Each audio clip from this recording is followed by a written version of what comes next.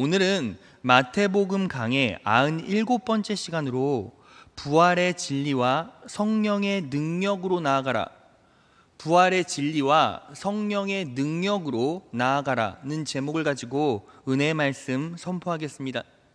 여러분, 오늘 본문 말씀 마태복음 12장 38절을 보면 이렇게 나와 있습니다. 그때에 서기관과 바리새인 중 몇 사람이 말하되 선생님이여 우리에게 표적 보여주시기를 원하나이다 라고 나와 있어요. 서기관과 바리새인들이 예수님께 표적을 구하는 겁니다. 그런데 여러분, 이상하지 않습니까? 이미 우리 예수님께서는 표적을 보여주셨기 때문이에요. 마태복음 12장 초두에 보면 안식일에 손 마른 자가 있었죠. 예수님께서 고쳐주셨어요. 내밀라 내밀매 회복되었더라. 안식일에 손 마른 자를 고쳐주셨죠. 기억나시는 분 아멘. 자, 그리고 중반부 우리가 지난 시간에 나눴잖아요. 눈 멀고 벙어리 된 귀신 들린 자, 사단의 역사에 노란하는 자가 예수님의 은혜로 치유되었습니다. 이렇게 표적을 봤어요. 그런데 왜 바리새인들은, 서기관들은 또 표적을 원하죠? 자, 여러분, 여기서 우리는 성경에서 나오는 기적과 표적의 차이를 알아야 돼요. 제가 정리해 왔습니다. 성경이 말하는 기적이 뭡니까? 인간의 상식으로는 도저히 이해할 수 없는 신비한 현상이나 사건이 기적이에요. 자, 그리고 표적은 무엇입니까? 그 신비한 현상이나 사건이 말해주는 표지나 뜻을 말합니다. 그러니까 예컨대 이런 거죠. 출애굽기 11장에 모세가 홍해를 갈랐어요. 바다를 갈라서 길을 만듭니다. 그러면 이 사건, 이 현상 자체는 뭐예요? 기적이죠. 그런데 이 기적이 뜻하는 건 뭐예요? 기적이 의미하는 표시가 뭐죠? 표지가 무엇입니까? 바로 하나님의 구원이잖아요. 자, 그러니까 신비한 현상, 이게 성경이 말하는 기적이고, 그 기적이 의미하는 표지, 이게 뭐예요? 표적이라는 거예요. 자, 그러면 여러분 잘 생각해 보세요. 바리새인들과 서기관이 예수님께 무엇을 구하는 겁니까?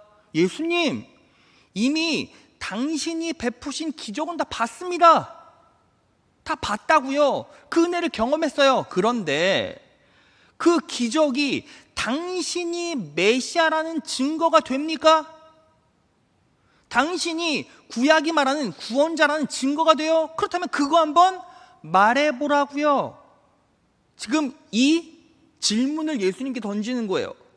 자, 그러니까 바리새인과 서기관은 어떤 사람입니까? 이미 기적과 은혜를 경험했음에도 불구하고 자신들이 예수님을 메시아라고 인정하기 싫으니까 꼬투리를 잡고 넘어지는 거예요. 그러니까 예수님께서 이런 자들이 결국 어떻게 될 것이다, 결말이 어떨 것이다 라고 말씀하시는 부분이 오늘 본문에 나와요. 오늘 본문 말씀 마태복음 12장 43에서 45절이에요. 더러운 귀신이 어떤 사람에게서 나와, 귀신이 어떤 사람에게서 나왔대요. 하나님의 은혜죠. 물 없는 곳으로 다니며 쉴 곳을 찾았으나 얻지 못하였다. 그래서 귀신이 내가 나온 내 집으로 돌아가야겠다고 가보니 그 집이 비고 깨끗이 소재되고 정돈되어 있었다. 그 귀신이 돌아가 보니까 집이 깨끗하게 청소가 되어 있는 거예요. 45절. 그 귀신이 가서 자기보다 악한 다른 귀신 7을 더 데리고 들어가 거기서 살자 그 사람의 나중 상태가 처음보다 더 비참하게 되었다. 이 악한 세대도 이와 같이 될 것이다 라고 말해요. 자, 그러면 정확하게 이 어떤 사람은 누구를 상징합니까? 바리새인들을 상징해요. 제가요 설명해 볼게요. 여러분, 어떤 귀신 하나가 사람에게 들어갔어요. 그런데 그 귀신이 나왔단 말이에요. 이 말은 무슨 뜻입니까? 하나님의 은혜가 이미 임했죠. 그런데 귀신이 막 세상을 돌아다니다가 갈 데가 없으니까 다시 그 사람에게 돌아와 봤더니 이미 그 사람 영혼이 깨끗하게 정결케 돼 있어요. 소재되고 정돈되었다는 거예요. 근데 문제가 뭐예요? 그 집에 주인이 없는 거예요. 그래서 그 귀신이 잘됐다, 옳았구나 싶어서 친구들까지 전부 다 데리고 와서 그 집에 귀신이 처음보다 더 많이 들어온 거예요. 그래서 그 인생은 어떻게 되었습니까? 그 영혼도 육신도 상황도 점점 더 악화되었다는 거예요. 여러분, 바리새인들은 어떤 사람입니까? 이미 하나님을 경험했으니 공동체 안에서 리더십이 된 사람들이죠. 그런데 그 인생 가운데, 그 영혼의 집 가운데 누가 없어요? 예수님이 없어요. 주인이 없으니까 처음 은혜를 받아서 사단이 통치하지 못하고 나갔는데 다시 들어왔을 때 누굴 끌고 들어왔어요? 더 많은 귀신이 들어와 버린 거예요. 그래서 상황이 점점 더 악화돼서 이제는 지옥 갈 지경에 처해 있다는 거죠. 여러분, 그러면 이 바리새인들은 결국 누구를 상징할까요? 이 시대를 살아가는 많은 그리스도인들 중 일부를 상징하겠죠. 여러분, 여러분들이 이 자리에 앉아 있다는 게 어떤 의미입니까? 예수님의 은혜를 한 번이라도 경험했으니, 예수를 만났으니 이 자리에 초청받아 여러분들의 의지로 여기 앉아 있는 것 아닙니까? 그런데 이 자리에 앉아 있는 성도들 중에서는 어떤 분이 있어요? 아직 예수님이 내 영혼의, 내 인생의 주인이 되지 못했기 때문에 내 영혼도 육신도 환경도 상황도 점점 악화되어 가고 있는 분들이 분명히 있다는 거예요. 여러분, 여러분들 중에서 예수님이 주인 되지 못해서 지금 내 육체가, 내 영혼이, 내 환경이, 내 상황이 점점 더 악화되어 가고 있는 성도 있습니까? 그렇다면 오늘 말씀에 집중하셔야 돼요. 오늘 말씀의 진리가 분명히 여러분들을 바꿀 것이고 그 악화된 상황 가운데서 여러분들을 더 큰 은혜로 인도해 갈 것입니다. 믿으십니까? 그래서 오늘 이 말씀을 삶에 잘 녹여내시면 끝까지 승리의 길 걸어갈 수 있을 것입니다. 그 진리로 살아가는 여러분 되시기를 진심으로 축원합니다. 오늘 성령 하나님께서 우리에게 주신 진리는 세 가지예요. 하나하나 살펴보겠습니다. 첫째, 다 같이 읽겠습니다. 시작. 부활의 진리와 성령의 능력으로 나아가십시오. 부활의 진리와 성령의 능력으로 나아가라는 거예요. 여러분, 이제 바리새인과 서기관이 예수님께 표적을 구하잖아요. 그러니까 그것에 대한 대답을 예수님께서 하십니다. 그런데 뭐라고 말씀하십니까? 오늘 본문 말씀 마태복음 12장 39절을 보겠습니다. 예수께서 대답하여 가라사대 악하고 음란한 세대가 표적을 구하나 선지자 요나의 표적밖에는 보일 표적이 없느니라 라고 말씀하세요. 선지자 요나의 표적밖에는 보여줄 표적이 없대요. 자, 그러면 이 선지자 요나의 표적은 무엇입니까? 다음 구절. 요나가 밤낮 사흘을 큰 물고기 뱃속에 있었던 것 같이 인자도, 예수님도 밤낮 사흘을 땅속에 있으리라 라고 말씀하세요. 자, 이 구절은요, 두 가지 사건이 대칭이 되어 있죠. 그래서 요나와 예수님이 큰 물고기 뱃속과 땅속이 정확하게 평행구조, 대칭을 이루고 있어요. 이 말은 예수님이 요나의 자리로 가셨음을 상징합니다. 예수님이 어디의 자리로 가셨다고요? 요나의 자리로 가셨다는 거예요. 이걸 분명히 뼈대로 알고 따라오셔야 돼요. 자, 보세요. 요나가 밤낮 사흘을 큰 물고기 뱃속에 있었대요. 자, 그러면 이 큰 물고기 뱃속은 무엇을 상징합니까? 요나서 2장 2절 상반절에 보면 스올의 뱃속이라고 나와 있어요. 여기서 스올은 음부, 지옥, 무덤을 뜻해요. 죽음을 상징하죠. 자, 그러니까 요나는 물고기 뱃속에서 죽을 수밖에 없었는데 예수님께서 요나의 자리로 가셨다는 거예요. 자, 그럼 생각해 봅시다. 요나가 왜 물고기 뱃속에 들어가게 되었습니까? 이유가 있어요. 하나님께서 요나에게 야, 니느웨로 가서 복음을 전파해라 라고 명령하셨죠. 그런데 요나는요, 니느웨로 가지 않고 어디로 갔습니까? 다시스로 갔어요. 자, 그러면 왜 요나가 다시스로 갔습니까? 왜 요나가 다시스로 갔죠? 어떤 분들은 니누에는 아수르의 수도인데 아수르는요 이스라엘을 통치하고 있었으니까 원수 나라 아닙니까? 그래서 안 간 거예요. 여러분 그렇게 배경을 설명하고 핑계댈 수 있는데 본질적으로 요나가 안 간 이유가 뭐예요? 가기 싫으니까요. 여러분 다른 이유가 있습니까? 그냥 곧 죽어도 가기 싫으니까 안 간 거예요. 가기 싫으니까 지 맘대로 그냥 니누에가 아니라 다시로 가버린 거예요. 그렇지 않습니까? 근데 여러분 보세요. 하나님의 뜻대로 인생 행로를 잡지 않고 자기 맘대로 인생 행로를 잡아서 자기 맘대로 자기 방향성을 가지고 간 그것을 성경에서 뭐라고 말합니까? 죄라고 말해요. 성경에서 죄는 하마르티아, 목표, 관역에 정확하게 닿지 않고 어긋나다라는 뜻이에요. 하나님께서 목표를 정해 주셨는데 요나는 그 목표에 닿지 않고 자기 마음대로 간 거예요. 그러니까 한마디로 성경적으로 말하면 요나는 죄의 증거고 죄의 삭은 여러분 그러니까 물고기 뱃속에 들어간 거예요. 죄의 삭은 사망이기 때문에. 그런데 예수님께서 어디로 누구의 자리로 대신 들어가셨다고요? 요나의 자리로 대신 들어가셔서 요나 대신 십자가에 못 박혀 돌아가시고 사흘 만에 부활하셨어요. 이 요나는 누구를 상징합니까? 바로 우리를 상징하죠.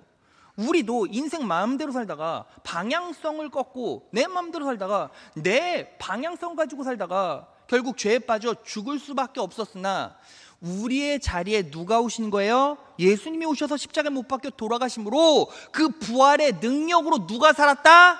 우리가 살았다라는 거예요. 믿으십니까?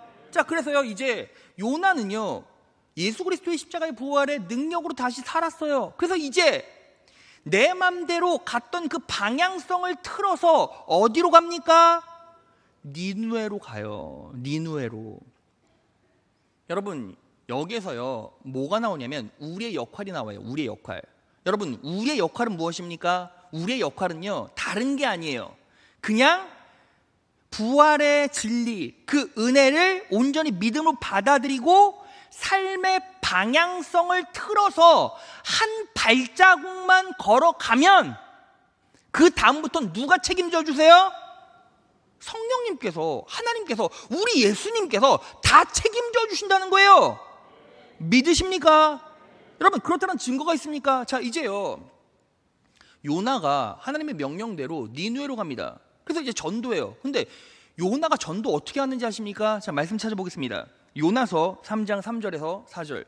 요나는 주님께서 말씀하신 대로 곧 길을 떠나 니누에로 갔다. 니누에는 둘러보는 데만 사흘길이나 되는 아주 큰 성읍이다. 며칠길이나 되는 사흘길, 3일길이나 되는 아주 큰 성읍이죠. 4절. 요나는 그 성읍으로 가서 하룻길을 걸으며 큰 소리로 외쳤다. 며칠 길 걸었어요? 하룻길. 40일만 지나면 니누에가 무너진다. 여러분 둘러보는데 3일이나 걸리는 길을요 하루 만에 니누에 망해! 니누에 망해! 이러고 다닌 거예요. 자 그럼 여러분 생각해 보세요. 3일 길을 하루 만에 가려면 어떻게 가야 돼요? 걸어가야 됩니까? 대충 막 보지도 않고 뛰어간 거예요. 뛰어가면서 야 너네들 다 망했어? 그냥 이러고 간 거예요. 야 너네들 다 끝장났다? 그러고 간 거예요. 자 그러면 니누에 사람들은 어떨까요? 니누에 사람들이 야 너네 다 죽어 하고 막 누가 뛰어가. 그럼 그 니누에 사람들이 웃거나 저 새끼 뭐야 없애버려 막 이렇게 해야 맞잖아요. 근데 어떻게 되었습니까? 전부 다 회개해요. 자 말씀 찾아보겠습니다. 요나서 3장 5절 6절 8절을 보겠습니다. 그러자 니누의 백성들은 하나님의 말씀을 믿고 금식을 선포하고 그들 가운데 가장 높은 사람으로부터 가장 낮은 사람에 이르기까지 모두 굵은 베옷을 입었다. 6절. 이 소문이 니누의 왕에게 전해지니 그도 임금의 의자에서 일어나 걸치고 있던 임금의 옷을 벗고 굵은 베옷을 입고 잿더미에 앉았다. 사람이든 짐승이든 모두 굵은 베옷만을 걸치고 라고 나와 있어요. 그러니까 왕부터 백성부터 심지어는 짐승까지 전부 다 회개했다고요. 근데 요나가 뭐 했는데요? 그냥 방향 틀어서 뛰어가면서 야 너네 다 망했어 이게 끝인 거예요. 그럼 이건 요나의 능력과 의지로 그들을 바꿔내고 회개시킨 겁니까? 아니요. 요나는 한 게 뭐가 있어요? 그냥 부활의 진리에 반응하여 인생 발걸음만 틀어냈더니 누가 전부 다 나머지는 일하시고 책임져 주신 거예요? 우리 하나님께서, 성령님께서, 예수님께서 전부 다 책임져 주시고 역사에 가셨다는 거예요. 믿으십니까? 자, 그런데 그들 바리새인들 앞에는 누가 있었어요? 요나보다 더 큰 예수님이 계셨다고요. 자, 오늘 본 말씀 마태복음 12장 41절을 보겠습니다. 다 같이 읽겠습니다. 시작. 심판 때에 니느웨 사람들이 일어나 이 세대 사람을 정죄하리니 이는 그들이 요나의 전도를 듣고 회개하였음이오니와 요나보다 더 큰 이가 여기 있으며. 자, 니느웨 사람들이 이 세대 사람을 정죄했대요. 이 말은 죄책감을 심어줬다라는 얘기가 아니라 죄가 드러나는 따끔한 훈계를 줬다라는 거죠. 이 메시지를 통해서. 그리고 요나보다 큰 예수님이 여기에 있다라고 말씀하신 거예요. 자, 그러니까 결국 이 말은 무슨 뜻입니까? 야, 요나가 뛰어도 그 정도인데 너희들 앞에 내가 있어. 그런데 왜 너희는 말씀에 반응하지 않니? 이 뜻인 거예요. 자, 그럼 이 말씀을 그대로 우리의 인생에 적용해 봅시다. 여러분, 하나님께서요, 여러분들을 구원해 주셨습니다. 믿으십니까? 여러분들은 예수 그리스도의 십자가의 구속의 은혜, 부활의 능력으로 다시 살고 영생을 소유했습니다. 믿으십니까? 자, 그러면 그것에 대한 반응은 어떻게 돼요? 내가 살던, 내가 욕망해서, 내가 바래서, 내가 설정해 놓은 방향성을 이제 뭐 해야 돼요? 틀어내고 하나님께서 원하시는 그 방향으로 한 발자국만 떼면, 한 발자국만 딱 떼면 그때부터 누가 역사하십니까? 하나님께서 다 역사하세요. 하나님께서 길을 만들어 주시고 사람을 설득해 주십니다. 그런데 문제는 뭐예요? 우리는 그 한 발자국을 떼지를 못하는 거예요. 여러분, 영적으로 적용해 볼까요? 주일 예배만 딱 나와요. 그럼 이제 뭐 해야 합니까? 수요예배, 금요철야, 공예배를 향한 발걸음을 딱 한 발자국만 떼면 하나님께서 은혜를 부어주셔서 갈 수 있는 의지와 힘을 주시고 그 안에서 놀라운 은혜와 축복과 진리를 공급받게 도와주세요. 믿으십니까? 기도의 자리에 너무 가기 싫어요. 힘들어요. 응답 받아본 적도 없고. 그러면 어떻게 합니까? 나는 싫고 나는 힘들어도 기도의 자리에 방향을 틀어 딱 한 발자국만 걷기 시작하면 그때부터 누가 역사하십니까? 성령 하나님께서 역사하세요. 믿지 않은 자녀와 남편, 가족들이 있어요. 그러면 전도의 음성으로 딱 한 발자국만 떼세요. 한 발자국만 떼면 누가 역사하십니까? 하나님께서 역사하세요. 성령 하나님께서 도와주시고 인도해주고 채워주시는데 우리는 뭐가 안 되는 거예요? 그 한 발자국을 바꿔내서 떼질 못하는 거예요. 그러니까 기적이 나타나지 않죠. 여러분, 그래서 우리는 이제 어떻게 살아야 합니까? 하나님께서 원하신 거 여러분들이 다 알죠? 하나님께서 어떻게 살아라, 어떤 능력으로 살아라, 예배라, 기도의 능력으로 살아라, 말씀의 진리를 삶에 녹여내라, 적용시켜라. 그러면 내 마음이 그렇지 않더라도 방향성을 바꿔서 딱 한 발자국만, 딱 한 발자국만 떼는 거예요. 한 걸음만 가는 거예요. 믿으시는 분 아멘. 잠언 16장 9절에 사람이 마음으로 자기의 길을 계획할지라도 그의 뭐를? 걸음을 인도하시는 분은 여호와시니라. 믿으시는 분 아멘. 우리가 방향을 바꿔서 걸음 떼면 목적지까지 누가 선하게 인도해 가십니까? 하나님께서 인도해 가신다고요. 믿으십니까? 그 능력으로 살아가는 거예요. 그 믿음으로 살아가는 거예요. 그렇게 살아가셔서 요나처럼 승리의 길 걸어가시는 귀한 지체들, 자녀들 되시기를 진심으로 축원합니다. 자, 그런데 여기 문제가 하나 있어요. 여러분, 그렇게 방향을 딱 틀어요. 하나님께서 원하시는 뜻대로 방향을 딱 틀어서 한 발자국 걸으려고 합니다. 그럼 누가 역사해요? 사단이 역사하죠. 여러분, 영적인 세계에서 성령이 계시면 누가 있어요? 악령이 있죠. 사단이 있어요. 자, 그러면 여러분들이 나는 이렇게 살고 싶지만 하나님께서 원하시는 방향이 이러니까 이쪽으로 내 삶을 틀어서 한 발자국 걸어야지 하면 누가 계속 역사하고 공격합니까? 사단이 마음속에 야, 너 돈 벌어야지. 야, 너 좀 자야지 피곤하잖아. 야, 너 피부에 트러블 생겼다. 계속 설득하고 환경이 역사하다가 사람이 역사하고 막 이런 식으로 여러분들을 방해하고 장애물을 계속 만들어낸다는 거예요. 자, 그러면 이 상황에서 우리는 어떻게 이 치열한 환경들을 극복하고 이겨낼 수 있습니까? 그럴 때 우리가 마음속에 꼭 가져야 할 진리, 원리가 있어요.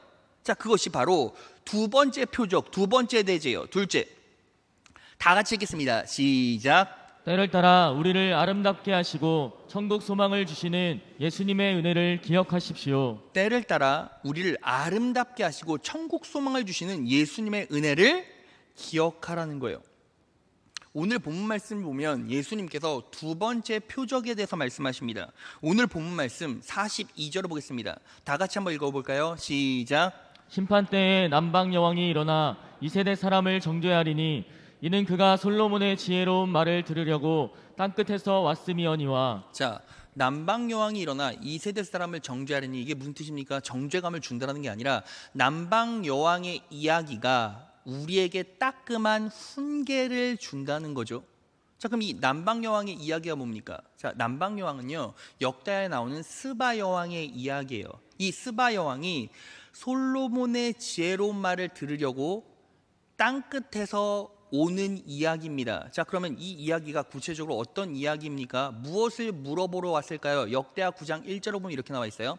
스바의 여왕이 솔로몬의 명성을 듣고 여러 가지 어려운 질문으로 그를 시험하여 보려고 예루살렘으로 그를 찾아왔다. 그는 많은 수행원을 데리고 또 여러 가지 향료와 많은 금과 보석들을 낙타에 싣고 왔다. 자, 그러면 여기서 우리가 유추해 볼 수 있는 사실, 일단은 스바 여왕, 시바의 여왕이라고 하는데, 이 스바의 여왕이 질문하려고 하는 인생의 문제에는 물질은 없다는 거예요. 왜냐하면 이미 잘 살고 있으니까. 자, 보세요. 여러분, 이 스바라는 지역이 어떤 지역이냐면 이 예멘과 에티오피아, 지금 예멘과 에티오피아 지역인데 이 아랍과 아프리카를 이어주는 중간지대예요. 그러니까 무역을 하면 돈을 왕창 버는 지역이에요. 그래서 무역을 열심히 해서 돈을 왕창 벌었어요. 그래서 여러 가지 향료와 많은 금과 보석들을 낙타에 싣고 왔어요. 그러니까 이 스바 여왕이 솔로몬에게 질문하려고 하는 게 물질적인 문제는 아니었을 거예요. 그는 솔로몬에게 이르자 마음속에 품고 있는 온갖 것들을 다 물어보았대요. 자, 그러면 이 스바의 여왕이 도대체 무엇을 물었을까요? 물질 문제는 아니잖아요. 이미 넘쳐났으니까. 자, 그런데 어떤 문제를 물어봤는지 역대하 9장에는 나오질 않아요. 그런데 우리가 유추해 볼 수는 있어요. 왜냐하면 성경이 항상 힌트를 주기 때문이에요. 자, 스바 여왕이요, 솔로몬과 열심히 상담을 했어요. 이것저것 다 물어봤어요. 그리고 나서 스바 여왕이 이제 솔로몬에게 자기가 깨달은 바를 말을 해요. 그러니까 자기가 깨달은 바 안에는 무엇을 물어봤는지 문제가 다 나와 있겠죠. 자, 그래서 역대하 9장 8절을 보겠습니다. 주 임금님의 하나님께 찬양을 돌립니다. 일단은 딱 상담 끝나자마자 하나님 얘기가 나와요. 하나님께서는 임금님을 좋아하셔서 임금님을 그의 보좌에 앉히시고 주 하나님을 받드는 왕으로 삼으셨습니다. 임금님의 하나님께서는 이스라엘을 사랑하셔서 그들을 영원히 굳게 세우시려고, 자, 하나님 얘기가 하나 나왔고 영원 얘기가 나왔어요. 임금님을 그들의 위에 왕으로 세우시고 공평과 정의로 다스리게 하셨습니다. 공평과 정의 이야기가 나왔어요. 자, 그러면 이 세 개 조합해 보면 스바 여왕이 궁금한 거 세 가지가 뭐예요? 하나님에 대해서. 도대체 이 땅은 누가 창조했지? 나는 어떻게 태어났지? 이 우주는 누가 경영하고 있고 누가 감찰하고 있지? 하나님에 대해서 물었을 것이고, 두 번째는 영원에 대해서 물어봤을 거예요. 왜요? 스바 여왕은 부족한 게 없죠. 제일 무서운 게 뭐예요? 늙어 죽는 게 무서운 거예요. 다 갖고 있으니까. 그러니까 도대체 인간은 죽으면 어떻게 되느냐? 도대체 인간은 죽으면 어떻게 되지? 영원. 영원에 대해서 물었어요. 자, 그리고 또 하나, 공평과 정의. 왜 인간은 태어나면서부터 어떤 사람은 왕족으로, 어떤 사람은 가난한 자로 태어났는가? 스바 영은 태어나자마자 왕족이었어요. 그러니까 여왕 됐지. 그런데 왜 저 말단에 저 백성은 한 끼 밥도 제대로 못 먹고 굶어 죽는 사람이 많고 왜 나는 이렇게 태어나는가? 왜 인간은 신이 있는데 공평과 정의가 이 땅에 없는가? 이런 거 물었을 거란 말이죠. 그리고 답을 얻었으니 이렇게 말한 거예요. 자, 그렇다면 여러분, 그 답은 뭘까요? 여러분들이요, 인생을 살면서 도대체 하나님은 어떤 분이시고 영원이란 무엇이며 왜 세상은 공평과 정의가 실현되지 않는가? 이런 것들을 제대로 알아야 하나님의 뜻대로 살고 그 길을 제대로 걸어갈 수 있죠. 자, 그런데 솔로몬이 이것에 대한 답을 스바야 왕에게 이 역대하 말씀 가운데서는 제대로 하지 않지만 다른 성경에서 그 답을 이미 해놨어요. 솔로몬이 쓴 전도서를 봅시다. 전도서 3장 11절 너무 중요해요. 자, 다 같이 읽겠습니다. 시작. 하나님이 모든 것을 지으시되 때를 따라 아름답게 하셨고 또 사람에게 영혼을 사모하는 마음을 주셨느니라. 그러나 하나님의 하시는 일의 시종을 사람으로 측량할 수 없게 하셨도다. 하나님의 하시는 일의 시종을 처음과 끝을 사람으로는 측량할 수 없게 하셨죠. 그러니까 우리는 하나님의 뜻을 전부 다 이해할 수는 없지만 세 가지는 분명히 알려주셨어요. 첫 번째, 하나님이 모든 것을 창조하셨다. 이 땅의 생사, 화복, 모든 것을 주관하신 분은 누구예요? 하나님이시라는 거고, 그리고 또 인간에게 영혼을 사모하는 마음을 주셨죠. 그리고 또 하나, 때를 따라 어떻게 하셨고 아름답게 하셨고. 자, 그럼 여기에 대한 답을 해봅시다. 도대체 이 땅의 창조는 누구인가? 하나님이시죠. 그리고 우리는 죽으면 어디로 갑니까? 천국 가죠. 어떻게 합니까? 영원을 사모하는 마음을 주셨어요. 여러분, 인간의 마음 가운데 뭐가 있어요? 죽기 싫어, 죽기 싫어. 나는 끝까지 살아남을 거야. 사고하고 생각하게 하는 능력, 영원을 어쨌든 사모하는 마음을 주셨죠. 그리고 나서 뭐예요? 때를 따라 아름답게 하셨어요. 공평과 정의. 이게 무슨 뜻이냐면, 여러분, 우리는요, 가난해도 부자래도 어려도 늙어도 때에 따라 하나님께서는 그때 가장 알맞는 아름다움을 주신다는 거예요. 여러분, 우리가요, 왜 가난해도 기뻐할 수 있죠? 가난한 때에도 우리에게 그때 경험할 수 있는 아름다움을 주세요. 부자일 때에도 그때 느낄 수 있는 아름다움을 주세요. 내가 젊어도 내가 늙어도 그때만 딱 느낄 수 있는 아름다움을 주셔서 그 아름다움을 온전히 경험하고 느끼고 누릴 수만 있다면 우리는 어떤 상황에서도 뭐 할 수 있어요? 감사하고 만족할 수 있다고요. 여러분, 그래서요, 제가요, 시기에 따라 때를 따라 하나님께서 어떤 아름다움을 주셨는지를 정리해 왔어요. 보여주세요. 10대 무모하지만 순수함. 여러분, 10대들 보면 어때요? 무모해요. 그냥 자기가 다 된대요. 그런데 어때요? 순수해요. 그 순수함 자체가 너무 아름답죠. 여러분, 10대에 아이들이 말도 안 되는 소리 하고 그래도 똘망똘망한 눈으로 순수하게 바라보면 너무 아름답고 예쁘죠. 그런 무모하지만 순수함을 주셨고, 20대 열정과 패기로 살아요. 힘이 있어요. 그리고 30대 지식의 화려함. 20대 때 열심히 외운 걸 이제 30대 때는 꽃 피워요. 이때는 어때요? 어떤 정보를 들어도 외워요. 그리고 까먹질 않아요. 그리고 써먹어요. 그리고 40대 능숙함. 이제 능숙하게 모든 일을 이루어가죠. 50대 성숙함, 60대 현명함과 지혜, 70대 이상 영혼을 사모하는 마음. 여러분, 그러면 어때요? 여러분, 70대가 딱 되면 우리는 어떻게 살아야 돼요? 이제 영혼을 사모하는 마음으로 살아요. 그런데 이 시대를 살아가는 세상 사람들을 한번 보세요. 70대 딱 되면 어때요? 사는 게 힘들어요. 죽기는 싫은데 사는 게 고통스러워요. 왜요? 몸도 아프고 생각도 안 나요. 뭘 얘기를 해줘, 지식을 막 공급시켜줘도 알아듣지도 못하고 알아도 까먹어요. 그런데 하나님께서 뭘 주셨어요? 지식 대신 지혜와 현명함을 주셨어요. 그래서 여러분 그거 아십니까? 3대가 같이 사는 가정이 있잖아요. 대표적으로 우리 집. 그런데 막 엄마 아빠가 애들 말 안 들으면 따다다다다다다 막 얘기를 해요. 막 일사불란하게 논리적으로 막 얘기를 하는데 애들은 알아듣질 못하고 알아도 그렇게 실현을 안 해요. 그런데 할머니 할아버지가 지혜로움으로 현명함으로 딱 한마디 던지면 그 안에 놀라운 지식은 없는데 딱 들으면 네 하고 가요. 이게 뭔지 아십니까? 지혜와 현명함이에요. 그런데 이 시대를 살아가는 많은 세상 사람들은 어때요? 60대든 70대든 자기 나이대의 아름다움을 못 느끼고 분간을 못하고 어떻게든 10대처럼 30대처럼 지식으로 패기로 살려고 해도 안 되고 무너지면 답답해하고 힘들어하고 어려워하죠. 그런데 예수를 온전히 믿는 사람, 그런 사람들은 어때요? 하나님께서 지금 열정과 패기를 주셨으니 열심히 살아보자. 지식이 집대성되었으니 그 지식으로 은혜의 길을 걸어가 보자.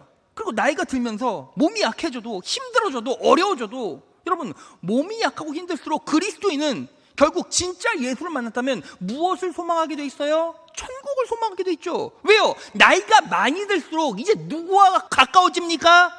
예수님과 가까워지고 천국과 가까워지죠. 천국은 영원한 희락이고 영원한 평안이고 영원한 행복이고 영원한 즐거움이죠. 그러니까 내 육신이 아프고 힘들수록 생각이 안 날수록 어려워질수록 나는 예수를 더 기대하고 갈망하고 천국을 소망하는 인생을 살아가게 돼 있어요. 그러면 그때가 되면 하나님 이제 제가 나이도 많이 먹고 생각도 잘 안 나고 뭘 해도 재미가 없고 뭘 먹어도 맛이 없는 이때에 그래도 이제 하나님 앞에 갈 시간이 얼마 남지 않았습니다.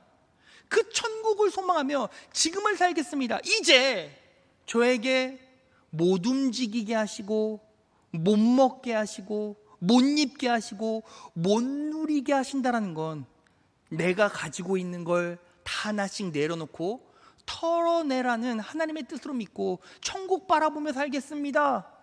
지금 이렇게 존재하고 한평생 아름답게 살게 하신 예수님을 찬양합니다. 그 고백이 터져나올 수 있다면 그 인생 자체가 뭐예요? 복되고 너무 아름답지 않습니까? 가난하고 힘들어도 언제나 채워주시고 먹여주시고 입혀주실 예수님을 기대합니다. 그리 아니하실지라도 좋은 가정 꾸리게 하시고 아름다운 가족들을 만나게 하시고 아이들을 예쁘게 키우게 하시고 부모를 공경하게 하시고 자녀들을 사랑하게 하시고 예배하게 하시고 영혼을 선물로 주시고 천국을 주시고 희망을 주시고 인생의 능력을 주신 그 하나님을 찬양합니다. 그러면 가난하고 힘들어도 예수 의지하며 버틸 수 있고 초월할 수 있고 이길 수 있고 하나님께서 가난을 극복할 수 있는 갑절의 능력과 힘을 주신다는 거죠. 그럼 그 능력과 열정 그 자체가 뭐예요? 아름답잖아요. 가난해도 아름답고 젊어도 아름답고 늙어도 아름다워요. 하나님께서 그때를 주신다고요. 나이 때마다. 그러면 어때요? 모두 공평하잖아요. 그걸 정확하게 신앙으로 인지하고 받아들이는 인생만이 결국에는 승리할 수 있어요. 그런데 예수님께서 이 말씀을 하시고 맨 마지막에 뭐라고 말씀하십니까? 마태복음 12장 42절 솔로몬보다 더 큰 이가 여기 있느니라. 야, 솔로몬도 깨닫고 솔로몬도 삶에 적용해서 놀라운 축복과 은혜를 받는데 솔로몬보다 더 큰 이가 네 눈앞에 있어. 그게 나야. 나를 의지하고 믿어라. 그러면 너도 똑같은 축복과 은혜를 누릴 수 있을 거야. 그런데 왜 너희는 그렇게 인생을 바꿔내지 않니? 이렇게 말씀하시는 거예요. 여러분, 지금 여러분들이 늙고 어렵고 힘들고 무능력하다고 생각하십니까? 뭔가 암기도 안 되고 글도 못 읽겠고 시야도 흐리고 여러분 괜찮습니다.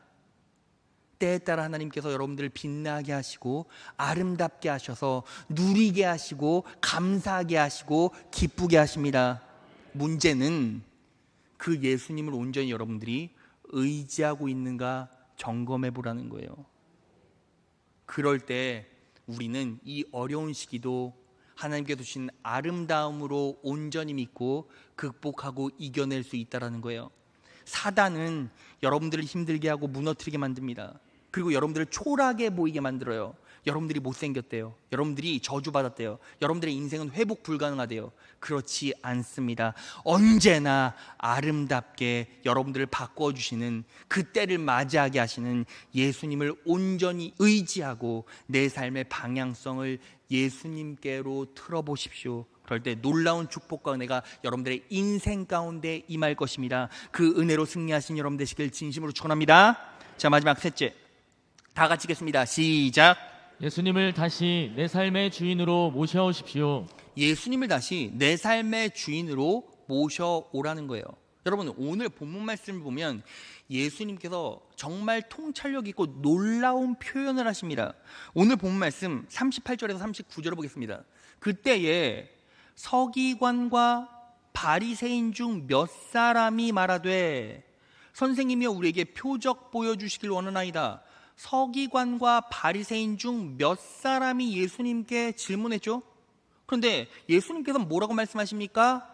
예수께서 대답하여 가라사대 악하고 음란한 세대가 표적을 구하나라고 말해요. 그러니까 이상하지 않습니까? 몇 사람이 물어봤는데 세대가 표적을 구한대요. 이 말이 무슨 뜻입니까? 여러분, 서기관과 바리새인의 역할, 지위가 어땠죠? 공동체를 이끌어가는 소수의 리더십들이었죠.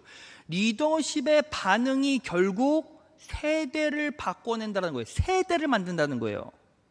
그런데 그들은 어떤 세대였습니까? 어떤 성정을 가지고 있었어요?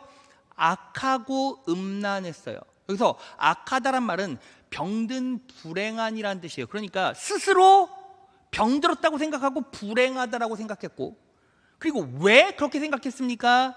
음란했기 때문에. 여기서 음란이란 말은 간음, 다른 신을 섬기는 이란 뜻이에요. 자, 그러니까 정리해보면 이런 거예요. 여러분, 소수의 리더십이 다음 세대를 만들어냅니다. 여기서 세대는 보편적으로 우리가 생각하면 일반적인 상식으로 30년을 말해요. 그러니까 소수의 리더십이 악하고 음란해지면 결국 다음 30년의 세대는 전부 다 망한다는 거예요. 그러면 이 악하다라는 게 뭐예요? 내가 병들고 불행하다는 뜻이에요. 여러분, 세상 사람들을 보면요, 이래요. 내가 잘 먹고 잘 살아도 불행하다라고 생각하는 사람들이 너무 많죠. 부자들도 막 자살 막 해요. 여러분 아시잖아요. 그 현대 엘리베이터 회장, 그 사람도 자살했어요. 재벌인데. 그렇지 않습니까? 여러분, 세상의 부자들이 다 행복합니까? 절대 그렇지 않아요. 그들도 불행하고 우울증에 빠지고 그들도 자살해요. 똑같아요. 그런데 왜 자신이 병들고 불행하다고 생각하죠? 음란했기 때문이에요. 음란했다는 게 뭐예요? 다른 신을 섬기고 있었기 때문에. 여러분, 다른 신이라고 하면 막 부처, 마호메트 이런 걸 말하는 게 아니라 물질이 그 사람의 신이고, 자녀가 그 사람의 신이고, 남편이 그 사람의 신이고, 아내가 그 사람의 신인 거예요. 인간관계가, 환경이 그 사람의 신인 사람은 어때요? 언제나 병들고 불행해져요. 증거가 있습니까? 여러분, 성경적 증거가 아니라 일반 상식으로 제가요 설문조사 하나 소개해 드릴게요. 헬스조선 2020년 8월 19일 국민 10명 중, 우리나라 국민 10명 중 7명은 내 삶은 불행하다라고 말해요. 시장조사 전문기업 엠브레인이 지난 7월 만 19세에서 59세 성인 남녀 1000명을 대상으로 정신건강 및 코로나 우울증에 관련한 설문조사를 실시했다. 그 결과 무려 71.6%가 자신의 삶이 불행하다고 답했다. 가장 큰 이유는 경제적인 문제였다. 여러분, 이게 무슨 뜻이죠? 가장 큰 이유가 경제적인 문제였다. 돈이 그 사람의 신이고 주인이었다는 거예요. 자, 다음.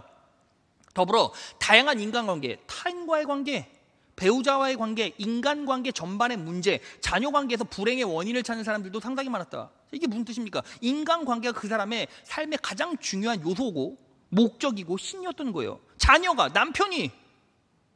여러분, 세상 사람들이 그래요. 세상 사람들이 그냥 그리스도인이 아니라 여러분들의 신이 물질이면, 여러분들의 신이 자녀면, 여러분들의 신이 남편이고 인간관계면 결국 그 사람은 병들고 불행하다라고 느껴요. 왜요? 내 삶의 주인이 예수가 아니니까. 여러분, 내가 병들었다는 증거가 뭔지 아십니까? 여러분들이 병들었다는 증거가 뭔지 아세요? 아픈 거예요. 지금 여러분들이 영혼이 아프십니까? 마음이 아프십니까? 아프다라는 게 뭐예요? 스트레스 받고 염려하고 걱정하고 두려워하고 근심 걱정 속에서 눌리고 힘들어하고 헉헉거리고 몸이 무너져도 천국 소망 없이 매일매일 내 자신과 육신과 환경을 저주하고 인간관계에 목매어서 내 자녀가 최고고 내 남편이 최고고. 그런데 문제는 뭐예요? 문제는 뭐죠? 자, 여러분, 지금 이 설문조사에서 결국에는 말하는 대안이 뭔지 아십니까? 이 설문조사 안에서 대안이 뭔지를 보세요. 우울감이 느껴진다면 소통이 필요한 때 타인과의 소통을 유지하는 게 중요하다. 자신이 생각하기에 소중한 사람, 믿을 수 있는 사람과 대화를 하래요. 여러분 보세요. 문제는 뭐예요? 소중한 사람과 믿을 수 있는 사람이 없잖아요. 여러분, 이미 우울증에 빠지고 삶이 불행하고 병들다라고 생각한 사람이 뭐가 문제예요? 내가 믿었던 사람이 배신했어요. 내가 소중하다고 생각했던 그 사람이 배신했잖아요. 혹은 그 사람이 다 사라져버렸어요. 여러분, 제가요 어렸을 때부터 저를 가장 사랑해 주신 두 명이 있어요. 첫 번째는 작은아버지. 세뱃돈을 가장 많이 줬거든요. 아니요, 이게 세뱃돈을 가장 많이 준 게 우리가 8남매인데 8남매의 자손 중에서 저한테 세뱃돈을 제일 많이 줬어요. 그리고 두 번째 우리 할머니. 저를 너무나 사랑하셨어요.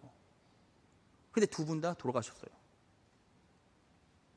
여러분, 제가요 사실은 많이 의지하고 조언을 구하는 분이 우리 아버지예요.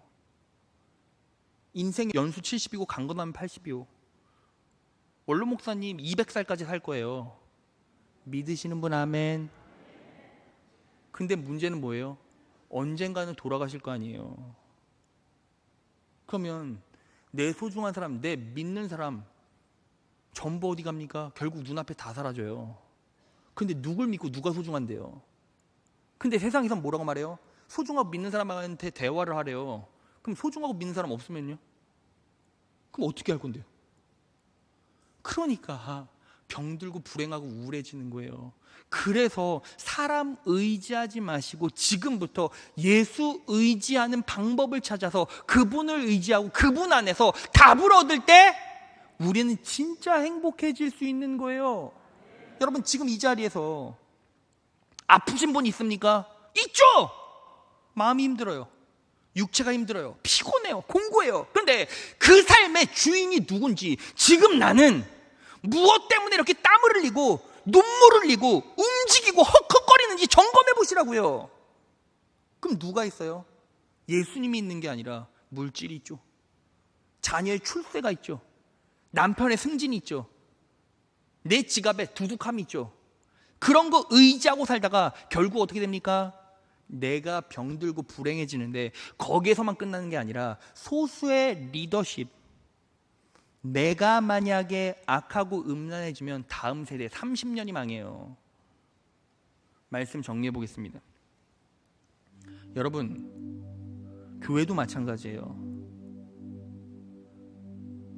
제가 악하고 음란해지면, 제가 병들고 불행하다라고 여기고, 제가 예수 그리스도가 아닌 다른 신을 섬기면, 여러분, 사단이 얼마나 교묘한지 아십니까? 저는 예수 믿는다고 고백하는데 자꾸 물질에 눈이 가거나 자꾸 세상에 눈이 간다면 사단이 역사하고 있는 거잖아요. 그런데 그렇게 되면 결국 나는 병들고 불행하다라고 느껴요. 여러분, 그래서요, 교회에서 목사가 악하고 음란해지면 교회 30년이 망가져요. 장로, 권사, 리더십들이 망가지면, 악하고 음란해지면 교회 다음 세대 30년이 망가져요. 교구장이 망가지면 교구 30년이 망가져요. 여러분들이 망가지면 여러분들의 가정 30년이 망가져요. 예수님이 그거 얘기하고 계신 거예요. 그럼 이제 뭐 해야 합니까? 내 삶의 주인을 물질이 아닌, 돈이 아닌, 출세가 아닌 예수님으로 바꿔내야죠. 그것에 대한 한 발자국이 예배를 향한 한 발자국이고, 기도를 향한 한 발자국이고, 전도를 향한 한 발자국이에요. 근데 우리에게 가장 필요한 게 뭐예요?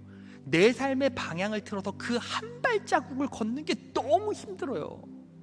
걷기만 하면 누가 책임져 주십니까? 하나님께서 책임져 주시고, 어떻게든 역사해 주세요. 어떻게든 기름 부어 주시고, 어떻게든 사람 붙여 주시고, 어떻게든 방법을 찾게 하시고, 방법 못 찾으면 기도하면 하나님께서 길을 열어 주시고, 어떻게든 책임져 주신다는 거죠. 그런데 우리는 언제나 삶을 살아가면서 그 한 걸음을 바꿔내지 못한다는 거죠. 여러분들이 바라시는 인생의 방향성이 뭐예요? 지금 잘 먹고 잘 살려고 이 자리에 있습니까? 물질적 축복받지 못해서 안타까워 이 자리에 있습니까? 여러분, 내 인생의 유일한 목적은 예수가 될 때만이 내가 불행에서 해방되고 질병에서 해방되고 기쁨과 감사함으로 살아갈 수 있어요. 시시때 때마다 아름다운 때를 맞게 해주시는 예수님을 통해 그 아름다움을 경험하고 누릴 수 있다는 거예요. 그럼 여러분들이 이제 이 발걸음을 떼셔야죠. 그래야 여러분들도 살고 교회도 살고 여러분들의 30년 다음 세대도 산다는 겁니다. 여러분, 여기에는 귀한 리더십들이 참 많이 있죠. 이제 내 인생의 발걸음 방향성을 바꿔내셔서 편안에 안주하지 마십시오. 물질에 안주하지 마십시오. 예수님을 향해 발걸음을 틀어내십시오. 우리 성령 하나님께 책임져 주시고 승리의 길, 능력의 길 가게 하십니다. 언제나 아름다운 때를 맞게 하시고, 그리고 병든 고통과 아픔 가운데서 우리를 놀랍게 해방시켜 주시며 진짜 행복이 무엇인지를 깨닫게 만들어 주십니다. 오늘 이 말씀을 삶에 잘 부여잡고 녹여내셔서 어떤 상황 가운데서도 세상에 지지 마시고 예수님 의지하여 승리의 길 걸어가시는 귀한 자녀들 되시기를 진심으로 축원합니다.